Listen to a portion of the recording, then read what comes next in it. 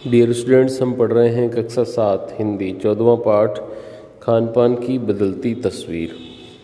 पिछले क्लास में हम लोगों ने इसको शुरू कर लिया था और लगभग आधा पाठ पढ़ भी लिया था, जिसमें हमने अब तक देखा था कि किस तरह से पहले हम लोग स्थानीय व्यंजनों को ज़्यादा खाते थे, उनके स्थान पर अब हम लोगों ने दूसरे राज्यों या दूसरे देशों के खान पान को भी अपना लिया है।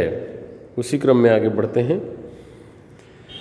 जहाँ तक पढ़ लिया था वहाँ मैं दिखा रहा हूँ, उससे आगे हम लोग पढ़ेंगे। यहाँ से हम लोग पढ़ेंगे। देखिएगा, पिछली कक्षा में हम लोगों ने ये यहाँ तक का पढ़ लिया था। तो अब आगे देखते हैं। यानी हम पाते हैं कि एक ओर तो स्थानीय व्यंजनों में कमी आई है, दूसरी ओर वे ही देसी विदेशी व्यंजन अपनाए जा रहे हैं जिन्हें बनाने पकाने में सुविधा होती है। यानी कि दो अंतर आ गए। पहला तो क्या हुआ कि जो स्थानीय व्यंजन थे उनमें तो क्या हो गई, कमी आ गई। स्थानीय मतलब किसी स्थान विशेष पर बनाए जाने वाले व्यंजन, उनमें कमी आ गई। पहले बहुत प्रकार के बनाए जाते थे, अब थोड़े बहुत ही बनाए जाते हैं, सारे के सारे नहीं बनाते। और दूसरी बात क्या है कि जो दूसरे देसी और विदेशी व्यंजन हम लोग अपना रहे हैं वो सिर्फ वही है जिन्हें बनाना और पकाना थोड़ा आसान होता है। आगे बढ़ते हैं। जटिल प्रक्रियाओं वाली चीज़ें कभी कभार तो व्यंजन पुस्तिकाओं के आधार पर तैयार की जाती हैं। कोई ऐसी चीज़ें जो खाने में बहुत अच्छी लगती हैं, स्वादिष्ट होती हैं, लेकिन उनको पकाना थोड़ा कठिन होता है, तो फिर उनको क्या करते हैं, जो व्यंजन पुस्तिका होती है, रेसिपी बुक होती है, उसमें से देख करके उनको बनाते हैं। अब शहरी जीवन में जो भागम भाग है उसे देखते हुए ये स्थिति स्वाभाविक लगती है। अर्थात शहर में रहते हुए लोगों में समय की काफ़ी कमी रहती है, उनको ढेर सारे काम करने होते हैं, भागम भाग होती है, इधर जा रहे हैं उधर जा रहे हैं। तो ऐसे में ये स्थिति स्वाभाविक है कि ऐसे ही व्यंजन बनाए जाएं जिनको जल्दी से बनाया जा सके। फिर कमर तोड़ महंगाई ने भी लोगों को कई चीज़ों से धीरे धीरे वंचित कर दिया है। अर्थात बहुत सारी चीज़ें ऐसी होती हैं जो बहुत महंगी होती हैं भाई, तो ऐसे में उनको नहीं बना सकते, तो वो चीज़ें भी छोड़ दी गई। जिन व्यंजनों में बिना मेवों के स्वाद नहीं आता, उन्हें बनाने पकाने के बारे में भला कौन 4 बार नहीं सोचेगा। अर्थात ऐसे व्यंजन, ऐसा खाना जिसमें मेवे डलते हों। मेवे यहाँ पर काजू बादाम आदि जो महंगी चीज़ें आती है, ड्राई फ्रूट्स जिनको हम लोग बोलते हैं, उनको कहा गया यदि ये चीज़ें डलती होंगी तो फिर जाहिर सी बात है कि वो व्यंजन काफ़ी महंगा बनेगा। और ऐसे में लोग उनको बनाने के बारे में पहले अच्छी प्रकार से, भली प्रकार से सोचते हैं कि बनाएं कि नहीं बनाएं, क्योंकि बनाएंगे तो इतना पैसा लगेगा। आगे बढ़ते हैं। खान पान की जो एक मिश्रित संस्कृति बन गई है, अभी जो वर्तमान में खान पान की संस्कृति बन गई है वो कैसी बन गई है भाई, मिश्रित, मिक्स्ड। क्यों? क्योंकि जैसे उदाहरण दूं कि हम लोग रह रहे हैं गुजरात में और खाना खाते हैं हम लोग सभी क्षेत्रों का।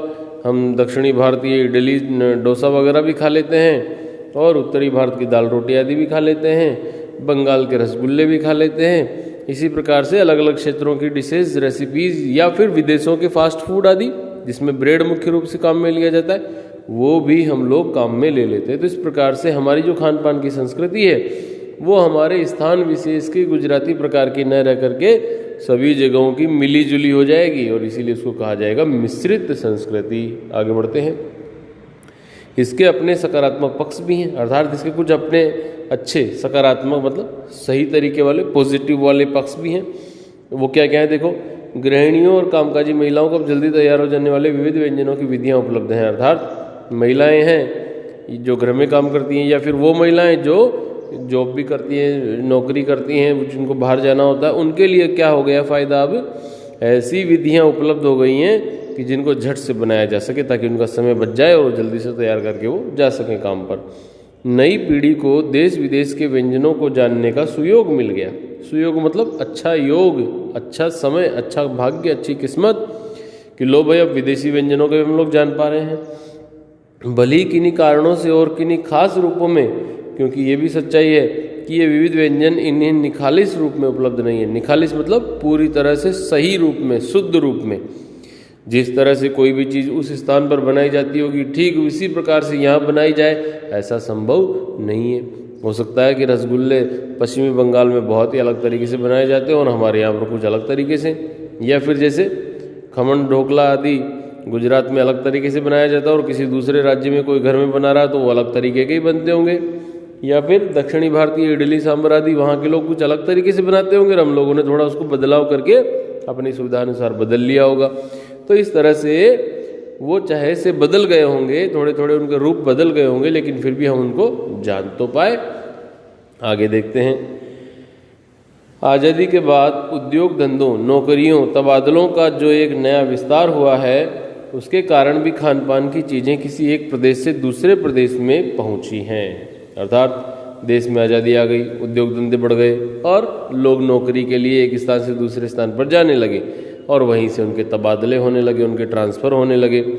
तब उससे भी क्या हुआ है, लोग एक देश से दूसरे देश में या एक प्रदेश से दूसरे प्रदेश में, एक राज्य से दूसरे राज्य में जाने लगे और इससे उन्होंने खान पान की नई नई चीज़ों को सीख लिया। जैसे अपने विद्यालय में ही देखें, बहुत से अध्यापक एक स्थान से दूसरे स्थान पर आए हुए हैं जो यहाँ के नहीं है फिर भी यहाँ रह रहे हैं, तो वो यहाँ की चीज़ों को जान पाएंगे और फिर जब अपने घर की तरफ जाएंगे तो बताएंगे कि वहाँ इस तरह का खाना बनता है। तो इस प्रकार भी खान पान में बदलाव हो जाता है। बड़े शहरों में, मध्यम वर्गीय स्कूलों में जब दोपहर के टिफ़िन के वक्त बच्चों के टिफ़िन डिब्बे खुलते हैं तो उनमें उससे विभिन्न प्रदेशों के व्यंजनों की एक खुशबू उठती है, अर्थात अलग अलग प्रकार के व्यंजन। कोई किसी राज्य का रहने वाला है तो वो वहाँ का विशेष प्रकार का खाना लाएगा, कोई अलग राज्य से। तो इस प्रकार से अलग अलग क्षेत्रों के रहने वाले विद्यार्थी अलग अलग प्रकार का भोजन लाएंगे और जब मध्याह्न के समय लंच टाइम में जब उनके टिफ़िन खुलेंगे, उनके डिब्बे खुलेंगे तो अलग अलग प्रकार के व्यंजनों की खुशबू आएगी। इस प्रकार भी हम लोग अलग अलग व्यंजनों को जान सकते हैं और उसी से हमारी खान पान की तस्वीर बदल जाती है। और आगे बढ़ते हैं। हम खान पान से भी एक दूसरे को जानते हैं। इस दृष्टि से देखें तो खान पान की नई संस्कृति में हमें राष्ट्रीय एकता के लिए नए बीज भी मिल सकते हैं। अर्थात खान पान के माध्यम से ही हम लोग एक दूसरे को जान लेते हैं कि अच्छा ये इस तरह खाना खाता है, मतलब ये वहाँ का रहने वाला होगा। और इसी प्रकार यदि हम देखें तो हम खान पान के माध्यम से देश में एकता, राष्ट्रीय एकता ला सकते हैं। बीज भली भांति तभी अंकुरित होंगे जब हम खान पान से जुड़ी हुई दूसरी चीज़ों की ओर भी ध्यान देंगे। जैसे कि मसलन हम उस बोली, बाणी, भाषा, भूषा आदि को भी किसी न किसी रूप में ज़्यादा जानेंगे जो किसी खान पान विशेष से जुड़ी हुई है। जैसे कोई विशेष खान पान है तो सबसे पहले तो उसका नाम जो वहाँ की भाषा से जुड़ा हुआ होगा उसको जान पाएंगे। फिर उसको बनाने में कौन कौन सी चीज़ें काम में ली जाती हैं वो विशेष क्षेत्र में मिलती होंगी तो उनके बारे में भी हम जान पाएंगे। तो इस प्रकार से किसी भी अलग प्रदेश के खाने के माध्यम से हम देश में राष्ट्रीय एकता को भी बढ़ावा दे सकते हैं। आगे देखिएगा। इसी के साथ ध्यान देने की बात यह है कि स्थानीय व्यंजनों का पुनरुद्धार भी जरूरी है। स्थानीय मतलब किसी स्थान विशेष पर बनाए जाने वाले, उनका उद्धार करना जरूरी है भाई, क्योंकि बाहर के व्यंजनों के आ जाने से वो स्थानीय व्यंजन बेचारे धीरे धीरे समाप्त होते जा रहे हैं, उनको लोग कम बना रहे हैं या बना ही नहीं रहे, तो उनका उद्धार भी जरूरी है। जिन्हें अब एथनिक कहकर पुकारने का चलन बढ़ गया है। एथनिक मतलब बहुत ही पुराने। ऐसे स्थानीय व्यंजन केवल 5 सितारा होटलों के प्रचारार्थ नहीं छोड़ दिए जाने चाहिए। अब देखो क्या हो गया, किसी भी स्थान विशेष के जो अच्छे व्यंजन थे, स्थानीय व्यंजन थे, अब लोगों ने धीरे धीरे बाहर के व्यंजनों के चक्कर में उनको बनाना छोड़ दिया और अब वो जो है बड़े बड़े होटलों में मिलते हैं सिर्फ, और वहाँ जाकर के हम उसको बहुत सारा पैसा दे करके खा के आते हैं। 5 सितारा होटलों में वे कभी कभार मिलते रहे पर घरों बाजारों से गायब हो जाएं तो ये एक दुर्भाग्य होगा, ये बुरी बात होगी। अच्छी तरह बनाई पकाई गई पूड़ियाँ, कचौड़ियाँ, जलेबियाँ भी अब बाज़ारों से गायब हो रही हैं। मौसमी सब्जियों से भरे हुए समोसे भी अब कहाँ मिलते हैं। उत्तर भारत में उपलब्ध व्यंजनों की भी दुर्गति हो रही है। अब अर्थात उत्तर भारत में भी जो व्यंजन मिला करते थे पहले वो अब नहीं मिलते। उदाहरण भी दिया हुआ, जैसे पूड़ियाँ, कचौड़ियाँ, जलेबियाँ धीरे धीरे बाज़ारों से गायब होती जा रही हैं। आगे बढ़ते हैं। अचरज नहीं, आश्चर्य नहीं कि पहले उत्तर भारत में जो चीज़ें गली मोहल्ले की दुकानों में आम हुआ करती थी, अर्थात दुकानों पे मिला करती थी, अब उन्हें खास दुकानों में तलाशा जाता है। अब वो उन दुकानों पे मिलती ही नहीं है, क्योंकि उन दुकानों पर तो ये चिप्स के पैकेट और ये फास्ट फूड प्रकार के सामान मिलने लग गए। तो हमारे यहाँ जो चीज़ें मिला करती थी वो बंद हो गई। अब उनको लेने के लिए हमें किसी विशेष दुकान पर या बड़े होटल पर ज़्यादा पैसा दे करके खरीदना पड़ता है। यह भी एक कड़वा सच है कि कई स्थानीय व्यंजनों को हमने तथाकथित आधुनिकता के चलते छोड़ दिया। अर्थात बहुत सारी ऐसी चीज़ें, स्थानीय व्यंजन जो बहुत अच्छे थे, लेकिन हमने उनको सिर्फ इसलिए छोड़ दिया कि भाई हम तो आधुनिक हो गए, हम तो मॉडर्न हो गए, हम ये पुरानी चीज़ें नहीं खाते, अब हम तो वेस्टर्न चीज़ें खाएंगे, पश्चिमी चीज़ें खाएंगे, फास्ट फूड खाएंगे, और उसी आधुनिकता के नाम पर हमने उनको छोड़ दिया। और पश्चिम की नकल में बहुत सी ऐसी चीज़ें अपना ली जो स्वाद, स्वास्थ्य और सरसता के मामले में हमारे अनुकूल नहीं है। अर्थात पश्चिमी देशों की नकल करने के चक्कर में, अपने आप को आधुनिक बनाने के चक्कर में फास्ट फूड की ऐसी चीज़ें हमने अपना ली जो स्वाद में भी अच्छी नहीं है, जो हमारे स्वास्थ्य के लिए भी अच्छी नहीं है, और सरसता के अच्छे मामले में यानी अच्छी लगने के मामले में, रस होने के मामले में भी वो बहुत ही अनुकूल नहीं है, हमारे लिए सही नहीं है। लेकिन फिर भी हमने उनको अपना लिया। क्यों? कि भाई हम आधुनिक हैं, हम मॉडर्न हैं। हो ये भी रहा है कि खान पान की मिश्रित संस्कृति में हम कई बार चीज़ों का असली और अलग स्वाद नहीं ले पा रहे। मिक्स हो गई सारी चीज़ें, तो हमें पता ही नहीं चलता कौन सी चीज़ कैसी है। हम जैसे कहीं जिमने में जाते हैं, जमण में खाना खाने, शादी वगैरह में, तो वहाँ पर ढेर सारी चीज़ें बनती है आजकल, और हम सबको मिक्स कर लेते हैं प्लेट के अंदर, फिर खाते हैं, पता ही नहीं चलता कौन सी चीज़ का कैसा स्वाद था। अब देखो आगे दिया हुआ है, अक्सर प्रीति भोजों और पार्टियों में एक साथ ढेरों चीज़ रख दी जाती हैं और उनका स्वाद गड्ढमड्ढ होता रहता है। गड्ढमड्ढ हो जाता है मतलब मिल जाता है, मिश्रित हो जाता है, मिक्स हो जाता है, पता ही नहीं चलता। खान पान की मिश्रित या विविध संस्कृति हमें कुछ नई चीज़ें चुनने का अवसर देती हैं, हम उसका लाभ प्राय नहीं उठा रहे हैं। हम अक्सर एक ही प्लेट में कई तरह के और कई बार तो बिल्कुल विपरीत प्रकृति वाले व्यंजन भी परोस लेते हैं। अर्थात ऐसी चीज़ें जो एक दूसरे के बिल्कुल विपरीत है, अर्थात उनको साथ साथ नहीं खाया जाना चाहिए, लेकिन फिर भी हम लोग क्या करते हैं, उनको साथ साथ खाने लग जाते हैं, और उसी से फिर क्या हो जाता है, हमारे शरीर में बीमारियां आनी शुरू हो जाती हैं। इसीलिए खान पान की जो मिश्रित विविध संस्कृति बनी है, और लग यही रहा है कि यही और अधिक विकसित होने वाली है, उसे तरह तरह से जांचते रहना जरूरी है। अर्थात हमें ये जांचना पड़ेगा, हमें ये जानना पड़ेगा कि ये जो संस्कृति है, ये जो सब प्रकार के भोजन हम लोगों ने खाने शुरू कर दिए हैं, क्या ये सही है। हमें ये भी देखना पड़ेगा कि हमारी स्थानीय चीज़ों को किस तरह बढ़ावा मिले, वो समाप्त न हो जाए, और विदेशी चीज़ें जो हम लोग अपना रहे हैं, दूसरे राज्यों की चीज़ें जो हम लोग अपना रहे हैं, वो ये देखना चाहिए कि क्या वो हमारे स्वास्थ्य के लिए ठीक है। तो प्यारे बच्चों, ये था आपका पाठ। अब इसके अभ्यास प्रश्न देख लेते हैं। इसमें 3 प्रश्न आपको दिए गए हैं नोटबुक में करने के लिए। सबसे पहला प्रश्न है, खान पान की मिश्रित संस्कृति से लेखक का क्या मतलब है। तो इसका उत्तर होगा, खान पान की मिश्रित संस्कृति से लेखक का मतलब है कि किसी एक क्षेत्र विशेष में रहने वाले लोग अब दूसरे क्षेत्रों के, दूसरे राज्यों के, और यहाँ तक कि दूसरे देशों का भोजन भी खाने लगे हैं, अर्थात वहाँ पर बनने लगा है, और यही खान पान की मिश्रित संस्कृति है। आगे इसका आधा हिस्सा है, अपने घर के उदाहरण देकर इसकी व्याख्या करें। तो भाई ये जो प्रश्न है, इसका उत्तर जब आप लिख रहे होंगे तो उसी में आगे लिखना है कि अपने घर में, आपके घर में जो स्थानीय व्यंजन है वो कौन कौन से बनते हैं, और दूसरे राज्यों के या दूसरे देशों के कौन कौन से व्यंजन है जो आपके घर में बनते हैं, उनके नाम भी आपको लिखने पड़ेंगे। दूसरा प्रश्न देखिए, खान पान में बदलाव के कौन से फायदे हैं, लेखक इस बदलाव को लेकर चिंतित क्यों है। देखो इसमें 2 हिस्से दिए गए प्रश्न के, पहले शुरू वाला देख लेते हैं। खान पान में बदलाव के कौन से फायदे हैं। खान पान में बदलाव के फायदे हैं कि हम लोग दूसरे क्षेत्रों और दूसरे राज्यों के खान पान को जान सकते हैं, और उन खान पान के माध्यम से वहाँ के लोगों को, उनकी संस्कृति को, उनकी भाषा को, उनकी बोली, उनका पहनावा, ये सब चीज़ों को हम लोग जान सकते हैं, और इसके माध्यम से राष्ट्रीय एकता को बढ़ावा मिल सकता है। ये इसके फायदे हो गए।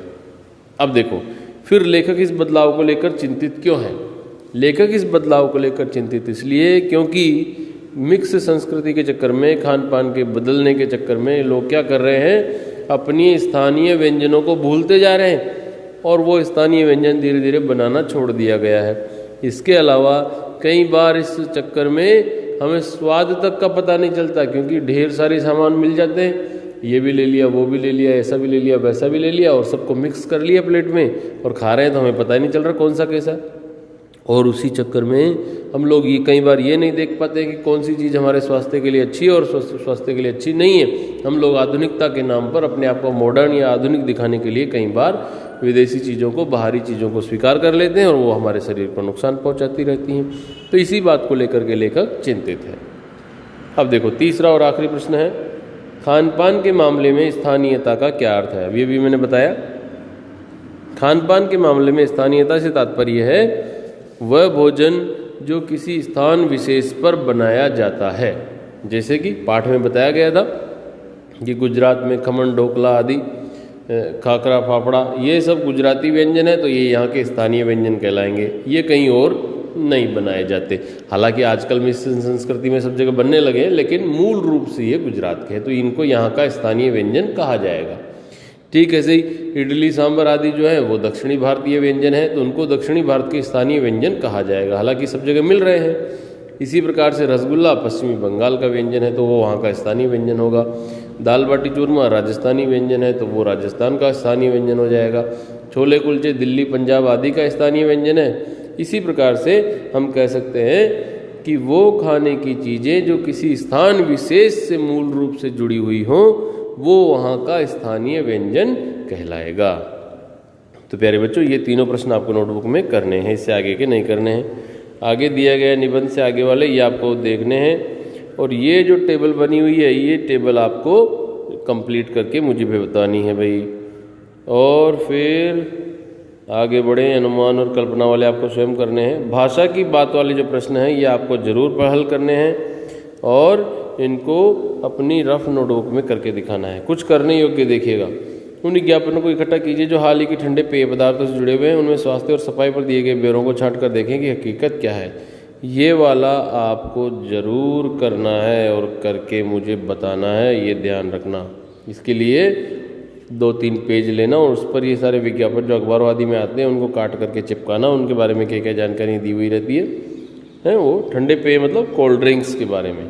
यदि न्यूज़पेपर में अखबार में इनके विज्ञापन ना मिले तो कोल्ड ड्रिंक्स की खाली बोतल आदि जो रहती है घरों में पड़ी हुई मिल जाती है, उनके जो रैपर होते हैं उन रैपर्स को पेपर पे चिपकाना और देखना कि उनमें स्वास्थ्य को लेकर के और सफाई को लेकर के क्या क्या ब्यौरा डिटेल्स जानकारी दी गई है। ये आप एक प्रोजेक्ट बनाएंगे।